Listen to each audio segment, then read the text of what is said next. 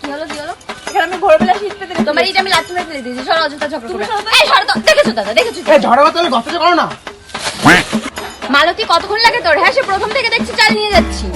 দাদা তুমি তো সেই সকাল থেকে লাইনে দাঁড়িয়েছো, কতজনের মাল একসঙ্গে নিতে এসছো? এই কোথায় যাচ্ছ তুমি? এই তোমার বোন সরকারি চাকরি করে। এমনিতেই বড় লোক, তারপর গরিবেরটাও মেরে খাচ্ছ। বাহ বাহ বাহ, উপরেও খাচ্ছ নিচেও খাচ্ছ। লজ্জাও করে না, আবার প্রথমে যাচ্ছ লাইনে দাঁড়াতে। পেছনে যাও। ও গায়ে উঠছে কেন বাবা? এমনি তো আমার জন্য লাইনে দাঁড়ালে, আবার আমাকে এই কথা শোনাচ্ছ? কি জালিয়াতি মহিলা রে বাবা। দেখো দেখো, সবাই দেখো। গরিব চলে এসছে রেশনের লাইনে দাঁড়াতে, রেশন নিতে। ঘরে তো চাল ডাল নেই। তোমার বড় মনে হচ্ছে কুপার লোক, তুমি মনে হচ্ছে আম্বানির বউ। আমি একজন চটি দেখে গেলাম, দেখিস তো? আমি সব দেখতে পারবো না। কি হিংসুটে মহিলা রে বাবা। তোর যে ইটটা আমি দেখে রাখলাম। আমি তোকে দেখে রাখতে বলেছি? বাহ, এমনি তো এই মহিলার দ্বারা সংসার হয়নি, তার উপর রেশনের লাইনে দাঁড়িয়ে ঝগড়া করছে। বাহ, তখন থেকে দেখছি তুই ঝগড়া করেই যাচ্ছিস। তুই মনে হয় করছিস এই, না? রাস্তা এখান থেকে এই তোমরা ঝগড়া করছো কেন? শব্দ সেরে